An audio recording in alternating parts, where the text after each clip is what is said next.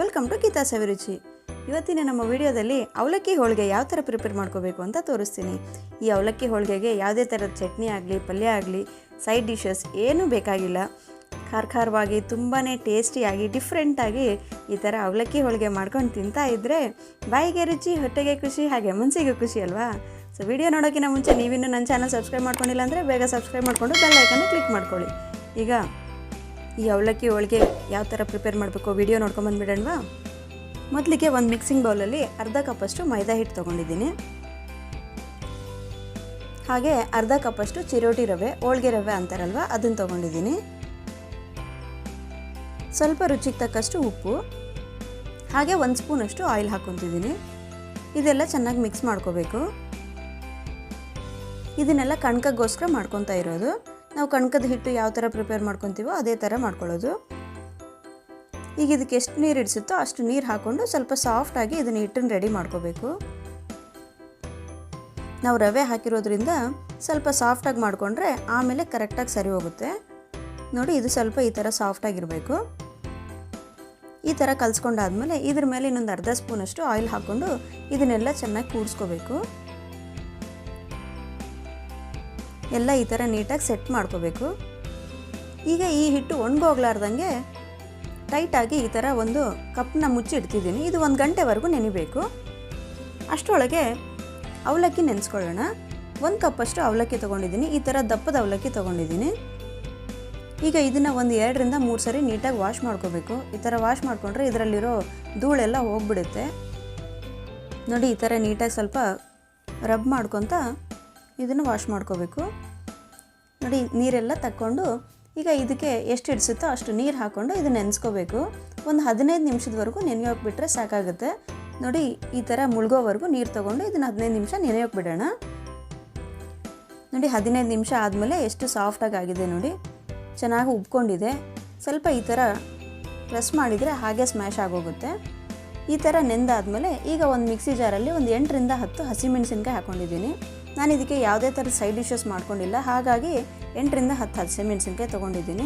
ನಿಮ್ಮ ಹತ್ರ ನೀವೇನಾದರೂ ಸೈಡ್ ಡಿಶ್ ಮಾಡ್ಕೊಳ್ಳೋದಿತ್ತು ಅಂದರೆ ಮೆಣಸಿನ್ಕಾಯಿ ಸ್ವಲ್ಪ ಕಡಿಮೆ ಹಾಕ್ಕೋಬೋದು. ಒಂದು ಅರ್ಧ ಸ್ಪೂನಷ್ಟು ಜೀರಿಗೆ, ಹಾಗೆ ರುಚಿಗೆ ತಕ್ಕಷ್ಟು ಉಪ್ಪು, ಇದ್ದರೆ ಸ್ವಲ್ಪ ಕೊತ್ತಂಬರಿ ಸೊಪ್ಪನ್ನು ಹಾಕ್ಕೋಬೋದು. ಈಗ ಇದನ್ನು ಒಂದು ಸರಿ ಮಿಕ್ಸಿ ಮಾಡ್ಕೊತೀನಿ. ನೋಡಿ, ಈ ಥರ ಸ್ವಲ್ಪ ತರಿತರಿಯಾಗಿದ್ರೂ ಚೆನ್ನಾಗೇ ಇರುತ್ತೆ. ಈಗ ನಾವು ನೆನೆಸ್ಕೊಂಡಿರೋ ಅವಲಕ್ಕಿ ಇದೆ ಅಲ್ವಾ, ಇದನ್ನೆಲ್ಲ ಚೆನ್ನಾಗಿ ನೀರೆಲ್ಲ ಹೋಗೋವರೆಗೂ ಹಿಂಡ್ಕೊಂಡ್ಬಿಟ್ಟು ಇದರಲ್ಲಿ ಹಾಕ್ಕೋಬೇಕು. ಚೆನ್ನಾಗಿ ನೆಂದಿರೋದ್ರಿಂದ ತುಂಬ ಬೇಗನೆ ಸಾಫ್ಟ್ ಆಗುತ್ತೆ. ಈ ಎಲ್ಲ ಅವಲಕ್ಕಿನೂ ಚೆನ್ನಾಗಿ ಸ್ಕ್ವೀಸ್ ಮಾಡಿಕೊಂಡು ಇದರಲ್ಲಿ ಸ್ವಲ್ಪನೂ ನೀರು ಹಾಕ್ಕೊಳ್ಳಾರ್ದಂಗೆ ಇದನ್ನು ಮಿಕ್ಸಿ ಮಾಡ್ಕೋಬೇಕಾಗುತ್ತೆ. ನೋಡಿ, ಎಲ್ಲ ಅವಲಕ್ಕಿನೂ ಈ ಥರ ತೊಗೊಂಡಿದ್ದೀನಿ. ಸ್ವಲ್ಪನೂ ನೀರು ಹಾಕ್ಲಾರ್ದಂಗೆ ಇದನ್ನು ಮಿಕ್ಸಿ ಮಾಡ್ಕೋಬೇಕು. ನೋಡಿ, ಸ್ವಲ್ಪ ಈ ಥರ ತರಿತರಿಯಾಗಿ ರುಬ್ಕೊಂಡ್ರೆ ತಿನ್ನುವಾಗ ಚೆನ್ನಾಗಿರುತ್ತೆ ಟೇಸ್ಟು. ಸ್ವಲ್ಪನೂ ನೀರು ಹಾಕಿಲ್ಲ, ಎಷ್ಟು ಕರೆಕ್ಟಾಗಿ ಪರ್ಫೆಕ್ಟ್ ಕನ್ಸಿಸ್ಟೆನ್ಸಿಯಲ್ಲಿ ರೆಡಿಯಾಗಿದೆ ನೋಡಿ. ಈಗ ಇದನ್ನೆಲ್ಲ ಒಂದು ಬೌಲಲ್ಲಿ ತಗೊತೀನಿ. ಈ ಹೂರಣ ಜಾಸ್ತಿ ನೀರಿಗೆ ಮಾಡ್ಕೋಬಾರ್ದು. ನೀರಿಗೆ ಆಗಿಬಿಟ್ರೆ ನಮಗೆ ಮಾಡಲಿಕ್ಕೆ ಈಸಿಯಾಗಿ ಬರಲ್ಲ. ಕರೆಕ್ಟಾಗಿ ಇಷ್ಟು ಹದಕ್ಕೆ ಮಾಡಿಕೊಂಡ್ರೆ ಚೆನ್ನಾಗಿರುತ್ತೆ. ನೋಡಿ, ಸ್ವಲ್ಪ ಈ ಥರ ತೊಗೊಂಡು ಉಂಡೆಗಳು ರೆಡಿ ಮಾಡ್ಕೊತೀನಿ. ಈ ಥರ ಮುಂಚೆನೇ ರೆಡಿ ಮಾಡಿಟ್ಕೊಂಡ್ರೆ ಮಾಡಲಿಕ್ಕೆ ಈಸಿ ಆಗುತ್ತೆ. ಈ ಎಲ್ಲ ಹೂರಣನೂ ಈ ಥರ ಉಂಡೆಗಳು ಮಾಡಿಕೊಂಡು ರೆಡಿ ಇಟ್ಕೋಬೇಕು. ನಾವು ನೀರಿಗೆ ಮಾಡ್ಕೊಂಬಿಟ್ರೆ ಈ ಥರ ಉಂಡೆ ಮಾಡಲಿಕ್ಕೆ ಬರೋದಿಲ್ಲ, ಹಾಗಾಗಿ ಸ್ವಲ್ಪ ಇದೇ ಕನ್ಸಿಸ್ಟೆನ್ಸಿಯಲ್ಲಿ ಮಾಡಿಕೊಂಡ್ರೆ ಚೆನ್ನಾಗಿರುತ್ತೆ. ನೋಡಿ, ಎಲ್ಲ ಹೂರಣನೂ ಈ ಥರ ಉಂಡೆ ಮಾಡಿ ರೆಡಿ ಇಟ್ಕೊಂಡಿದ್ದೀನಿ.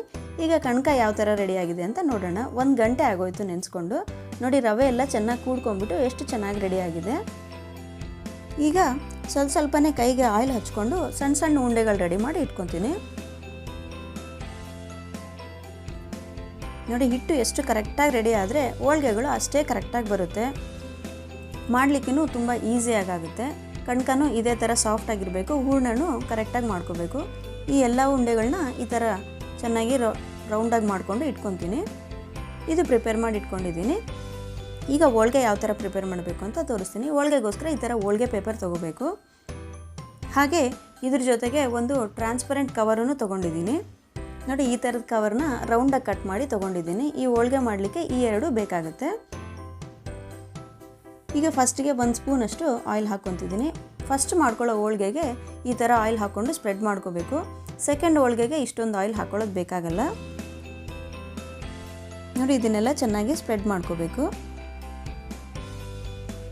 ಈಗ ಸ್ವಲ್ಪ ಕಣಕ ತೊಗೊಂಡು ಅದನ್ನು ಚೆನ್ನಾಗಿ ಸ್ಪ್ರೆಡ್ ಮಾಡ್ಕೋಬೇಕು. ಸ್ವಲ್ಪ ದೊಡ್ಡದಾಗಿ ಸ್ಪ್ರೆಡ್ ಮಾಡ್ಕೋಬೇಕು.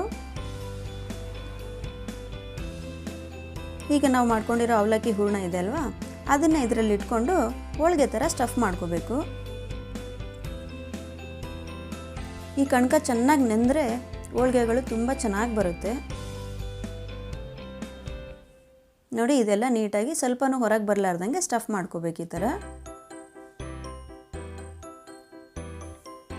ಈಗ ಒಂದು ಅರ್ಧ ಸ್ಪೂನಷ್ಟು ಆಯಿಲ್ ಹಾಕ್ಕೊತಿದ್ದೀನಿ. ಆಯಿಲ್ ಹಾಕ್ಕೊಂಡು ಇದನ್ನು ಹೋಳಿಗೆ ಥರ ಸ್ಪ್ರೆಡ್ ಮಾಡ್ಕೋಬೇಕು. ಸ್ವಲ್ಪ ಅಗಲವಾಗಿ ಕೈಯಿಂದ ಮಾಡ್ಕೋಬೇಕು. ಆಮೇಲೆ ಕವರ್ ಹಾಕ್ಕೊಂಡು ನಾವು ಸ್ಪ್ರೆಡ್ ಮಾಡ್ಕೋಬೋದು. ಫಸ್ಟ್ ಹೋಳಿಗೆಗೆ ಮಾತ್ರ ಈ ಟೈಮಲ್ಲಿ ಆಯಿಲ್ ಹಾಕ್ಕೋಬೇಕು. ಸ್ವಲ್ಪ ಆಯಿಲ್ ಹಾಕ್ಕೊಂಡು ಈ ಥರ ಸ್ಪ್ರೆಡ್ ಮಾಡಿಕೊಂಡು ಈ ಕವರ್ನ ಇದ್ರ ಮೇಲೆ ಇಟ್ಕೊಂಡು ನೀಟಾಗಿ ಸ್ಪ್ರೆಡ್ ಮಾಡ್ಕೋಬೇಕು. ನಾವು ಆಯಿಲ್ ಹಾಕ್ಕೊಳ್ಳೋದ್ರಿಂದ ಕವರ್ ಈಸಿಯಾಗಿ ರಿಮೂವ್ ಮಾಡ್ಲಿಕ್ಕೆ ಬರುತ್ತೆ. ಫಸ್ಟ್ ಹೋಳಿಗೆ ಆಗಿರೋದ್ರಿಂದ ಮಾತ್ರ ಆಯಿಲ್ ಹಾಕ್ಕೊಂಡಿರೋದು. ಎರಡನೇ ಹೋಳಿಗೆಯಿಂದ ಈ ಥರ ಆಯಿಲ್ ಹಾಕ್ಕೊಳ್ಳೋದು ಬೇಕಾಗಿಲ್ಲ. ಎಷ್ಟು ಬೇಕೋ ಅಷ್ಟು ಮಾತ್ರ ಹಾಕ್ಕೊಂಡ್ರೆ ಸಾಕಾಗುತ್ತೆ. ನೋಡಿ ಸ್ವಲ್ಪನೂ ಹರಿದೋಗ್ಲಾರ್ದಂಗೆ ಎಷ್ಟು ಬೇಕೋ ಅಷ್ಟು ತೆಳ್ಳಗೆ ಎಷ್ಟು ನೀಟಾಗಿ ಸ್ಪ್ರೆಡ್ ಮಾಡಿಕೊಂಡ್ರೆ ಈಸಿಯಾಗಿ ಬಂದುಬಿಡ್ತಾ ಇದೆ. ನೋಡಿ ಕವರನ್ನು ಸ್ವಲ್ಪನೂ ಹತ್ಕೊಳ್ಳಾರ್ದಂಗೆ ನೀಟಾಗಿ ರಿಮೂವ್ ಆಗೋಯ್ತು. ಈಗ ಇದನ್ನು ಯಾವ ಥರ ಸುಟ್ಕೋಬೇಕು ಅಂತ ತೋರಿಸ್ತೀನಿ. ಸ್ವಲ್ಪ ಕಾದಿರೋ ಹಂಚಿನ ಮೇಲೆ ಫಸ್ಟ್ ಹೋಳಿಗೆಗೆ ಮಾತ್ರ ಈ ಥರ ಆಯಿಲ್ ಹಾಕ್ಕೋಬೇಕು. ಎರಡನೇ ಹೋಳಿಗೆಯಿಂದ ಹಂಚಿನ ಮೇಲೆ ಆಯಿಲ್ ಹಾಕ್ಕೊಳ್ಳೋದು ಬೇಕಾಗಿಲ್ಲ. ಈ ಹೋಳಿಗೆನ ಈ ಥರ ಹಾಕ್ಕೊಂಡು ಸುಟ್ಕೋಬೇಕು. ನಾವು ನಾರ್ಮಲ್ ಹೋಳಿಗೆ ಯಾವ ಥರ ಸುಟ್ಕೊತೀವೋ ಅದೇ ಥರ ಸುಟ್ಕೋಬೇಕು. ಈಗ ಈ ಹಂಚಿನ ಮೇಲೆ ಹಾಕ್ಕೊಂಡ್ಮೇಲೆ ನಾವು ಆಯಿಲ್ ಹಾಕ್ಕೊಳ್ಳೋದು ಬೇಕಾಗಿಲ್ಲ. ಮುಂಚೆ ಹಾಕಿರೋದೇ ಸಾಕಾಗುತ್ತೆ. ಒಂದು ಕಡೆ ಆದಮೇಲೆ ಇನ್ನೊಂದು ಕಡೆ ಈ ಥರ ಫ್ಲಿಪ್ ಮಾಡಿಕೊಂಡು ಎರಡು ಸೈಡು ಸುಟ್ಕೊಂಡು ಹೋಳಿಗೆ ರೆಡಿ ಮಾಡ್ಕೋಬೋದು. ನೋಡಿ ಎಷ್ಟು ಸಾಫ್ಟಾಗಿ ಎಷ್ಟು ಚೆನ್ನಾಗಿ ಬಂದಿದೆ ನೋಡಿದ್ರಾ. ಇದು ಒಂದು ಹೋಳಿಗೆ ರೆಡಿ ಮಾಡ್ಕೊಳ್ಳೋಷ್ಟೊಳಗೆ ಇನ್ನೊಂದು ಹೋಳಿಗೆ ತಿಕ್ಕೊಂಬಿಡ್ಬೋದು. ಅಷ್ಟು ಫಾಸ್ಟಾಗಿ ರೆಡಿ ಆಗೋಗುತ್ತೆ. ನೋಡಿ ನಾನು ಆ ಥರನೇ ಮಾಡ್ಕೊಂಡಿದ್ದೀನಿ. ಫಸ್ಟ್ ಹೋಳಿಗೆ ರೆಡಿ ಆಗೋಷ್ಟೊಳಗೆ ಈ ಸೆಕೆಂಡ್ ಹೋಳಿಗೆನೂ ರೆಡಿ ಮಾಡಿ ಇಟ್ಕೊಂಡಿದ್ದೆ. ಇದನ್ನು ಅದೇ ಥರ ಸ್ವಲ್ಪ ಫ್ಲಿಪ್ ಮಾಡಿಕೊಂಡು ಎರಡೂ ಕಡೆನೂ ಸುಟ್ಕೊಂಡು ತೊಗೊಂಡ್ಬಿಟ್ರೆ ಹೋಳಿಗೆ ರೆಡಿ ಆಗೋಗುತ್ತೆ. ನೋಡಿ ಎಷ್ಟು ಸಾಫ್ಟಾಗಿ ಎಷ್ಟು ಈಸಿಯಾಗಿ ಅವಲಕ್ಕಿ ಹೋಳಿಗೆ ರೆಡಿ ಆಗೋಯ್ತಲ್ವಾ. ಇದಕ್ಕೆ ಯಾವುದೇ ಥರದ ಸೈಡ್ ಡಿಶಸ್ ಬೇಕಾಗಿಲ್ಲ. ಬೇಕಾದರೆ ಸ್ವಲ್ಪ ಮೊಸರು ತೊಗೊಂಡು ಅದ್ರ ಮೇಲೆ ಸ್ವಲ್ಪ ಚಾಟ್ ಮಸಾಲ ಈ ಥರ ಉದುರಿಸ್ಕೊಂಡು ತಿಂದರೆ ಚೆನ್ನಾಗಿರುತ್ತೆ. ಇಲ್ಲದೇ ಇದ್ದರೆ ಹಾಗೆ ಆದರೂ ಸುತ್ಕೊಂಡು ತಿಂದ್ಬಿಡ್ಬೋದು. ಈ ಹೋಳಿಗೆ ಎಷ್ಟು ಸಾಫ್ಟಾಗಿ ಬಂದಿದೆ ಅಂತ ನಾನು ನಿಮಗೆ ಇವಾಗ ತೋರಿಸ್ತೀನಿ. ನೋಡಿ ತಣ್ಣಗಾದ್ಮೇಲೂ ಎಷ್ಟೊಂದು ಸಾಫ್ಟಾಗಿದೆ. ತುಂಬ ಮೃದುವಾಗಿರುತ್ತೆ ತಿನ್ನಲಿಕ್ಕೂ. ತುಂಬ ಸಾಫ್ಟಾಗಿ ಟೇಸ್ಟಿಯಾಗಿ ಈ ಥರದ ಖಾರದ ಹೋಳಿಗೆ ನೀವು ನಿಮ್ಮ ಮನೇಲಿ ಪ್ರಿಪೇರ್ ಮಾಡ್ಕೊಂಬಿಟ್ಟು ನಿಮ್ಗೆ ಯಾವ ಥರ ಬಂದಿದೆ ಅಂತ ನನಗೆ ಕಮೆಂಟ್ ಮಾಡಿ ತಿಳಿಸಿ. ನಿಮಗೆ ಈ ವಿಡಿಯೋ ಇಷ್ಟ ಆಗಿದೆ ದಯವಿಟ್ಟು ಒಂದೇ ಒಂದು ಲೈಕ್ ಮಾಡಿ. ನೀವಿನ್ನೂ ನನ್ನ ಚಾನಲ್ ಸಬ್ಸ್ಕ್ರೈಬ್ ಮಾಡ್ಕೊಂಡಿಲ್ಲ ಅಂದರೆ ಬೇಗ ಸಬ್ಸ್ಕ್ರೈಬ್ ಮಾಡಿಕೊಂಡು ಬೆಲ್ ಐಕನ್ನ ಕ್ಲಿಕ್ ಮಾಡ್ಕೊಳ್ಳಿ. ಈಗ ಮತ್ತಷ್ಟು ಒಳ್ಳೊಳ್ಳೆ ರೆಸಿಪಿಗಳೊಂದಿಗೆ ಮತ್ತೆ ಭೇಟಿಯಾಗೋಣ. Thanks for watching.